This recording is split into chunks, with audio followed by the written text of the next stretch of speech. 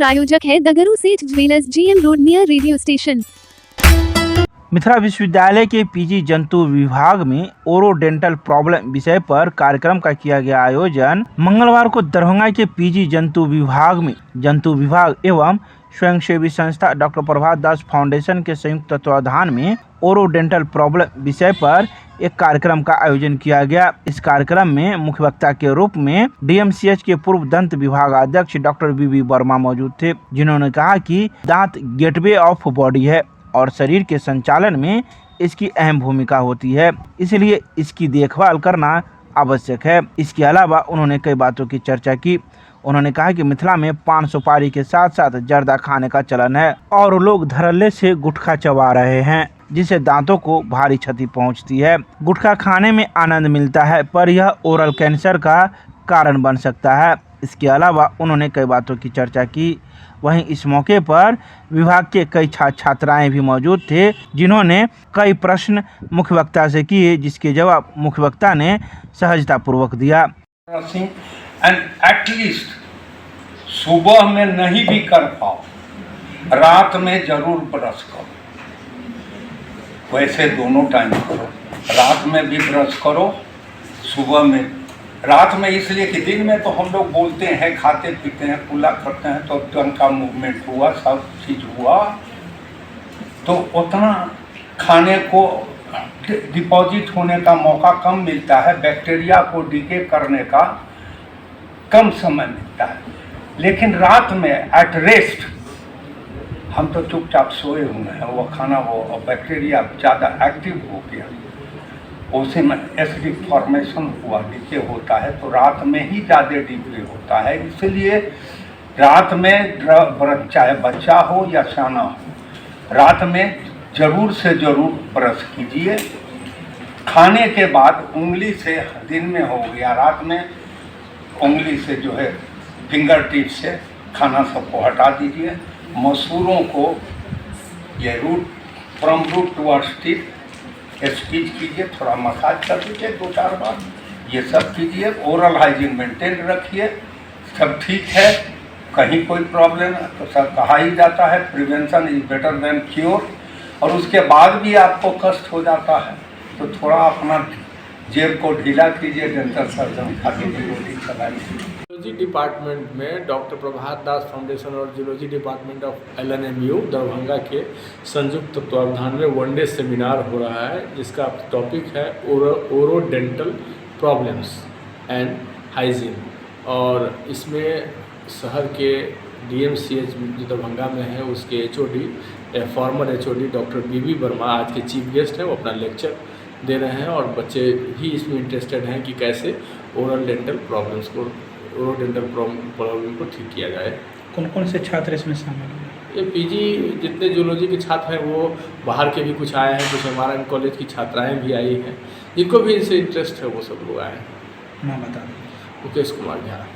क्या है? प्रभात दास फाउंडेशन के सचिव हैं। दरभंगा के अंबेडकर सभागार में कार्बन न्यूट्रल स्टेट बनाने की दिशा में दरभंगा प्रमंडलीय कार्यशाला का किया गया आयोजन। मंगलवार को दरभंगा के अंबेडकर सभागार में कार्बन न्यूट्रल स्टेट बनाने की दिशा में climate resilient and low carbon development pathway of Bihar project के तहत कार्यशाला का आयोजन किया गया। इसका उद्घाटन अपर समाहर्ता सिविल सर्जन, निदेशक DRDA, उपनिदेशक IPRD के द्वारा संयुक्त रूप से किया गया। कार्यशाला का विस्तृत जानकारी संचार प्रबंधक पीयूष त्रिपाठी, प्रबंधक क्लाइमेट शशिधर कुमार झा एवं प्रोग्राम प्रबंधक मणिभूषण कुमार के द्वारा दिया गया। जलवायु परिवर्तन द्वारा पेश की जा रही चुनौतियों और अवसरों को बिहार राज्य के निवासियों को बताना है। भारत सरकार के विज्ञान एवं प्रौद्योगिकी मंत्रालय द्वारा तैयार की गई the climate vulnerability assessment report for adaptation planning in India से ज्ञात होता है कि भारत में जलवायु परिवर्तन के दुष्प्रभावों से सबसे ज़्यादा संवेदनशील 50 जिलों में 14 जिले बिहार में स्थित है। मैं मणिभूषण झा हूँ, वर्ल्ड रिसोर्स इंस्टीट्यूट इंडिया से।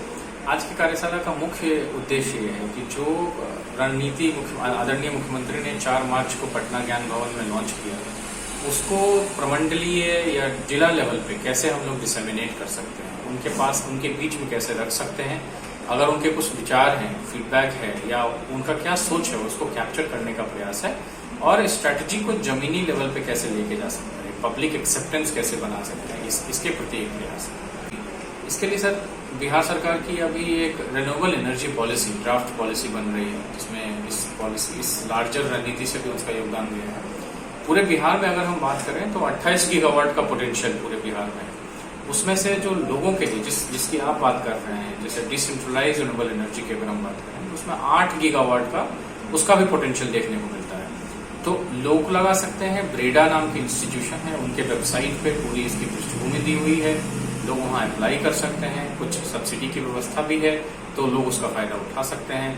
और सरकार अब जो नया पॉलिसी ला रही है उसमें और इंस्टीट्यूशनल लेवल पे डेडिकेटेड एजेंसी की बात करी गई है और इससे लोगों को और ज्यादा मदद मिलेगी ऐसे कुछ लगाने में। देखिए, तापमान बढ़ता है दशकों तक कुछ होने से, ये नेचुरल प्रोसेस भी है और एंथ्रोपोजेनिक जो मानवीय लोग जो हम लोग एक्टिविटी करते हैं, फॉसिल फ्यूल बर्निंग करते हैं, चाहे वो करते हैं, उससे भी होता है। इसके लिए लॉन्ग टर्म यही है कि हम कैसे लो कार्बन की तरफ शिफ्ट हों, लो कार्बन पद्धति की तरफ कैसे शिफ्ट हों।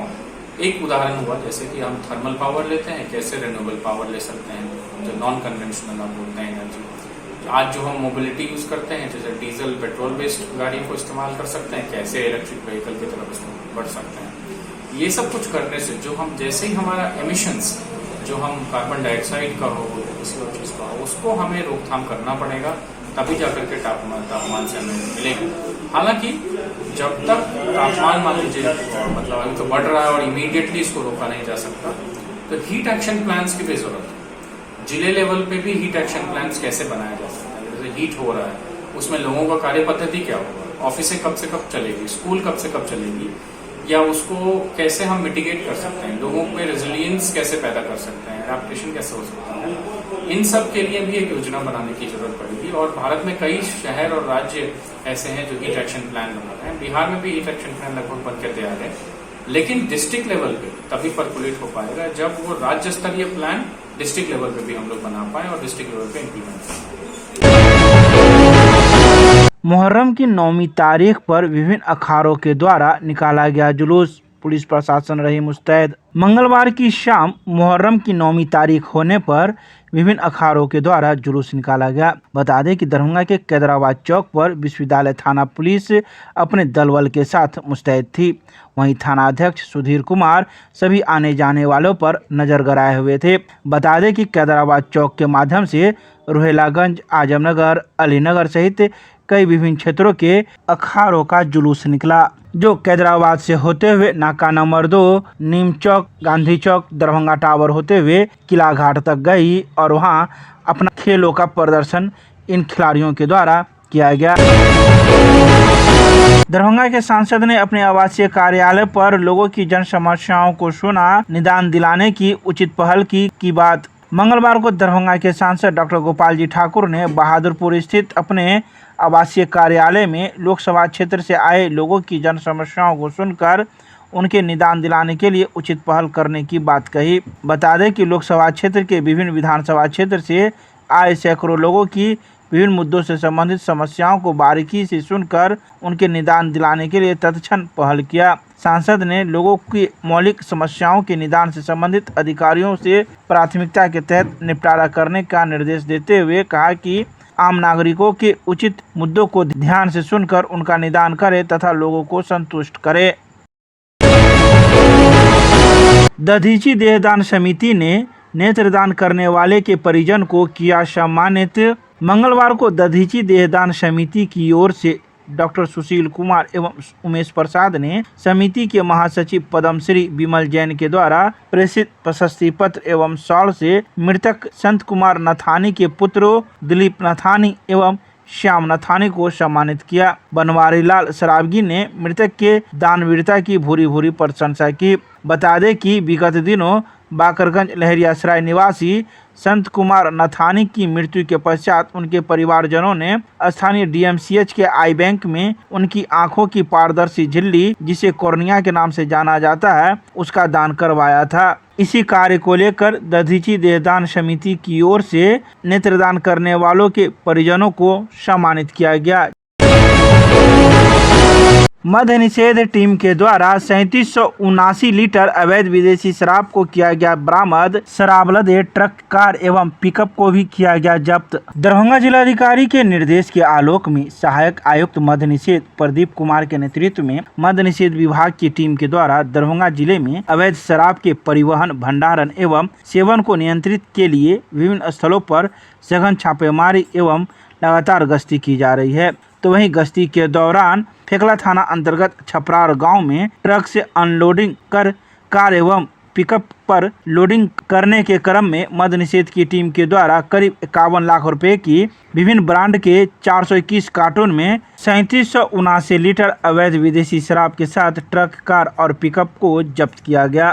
तो वहीं मद्य निषेध विभाग इस मामले की जाँच में जुट गई है कि आखिर ये सभी गाड़ियाँ किसके नाम से है और कब से ये लोग शराब के कारोबार में लिप्त हैं।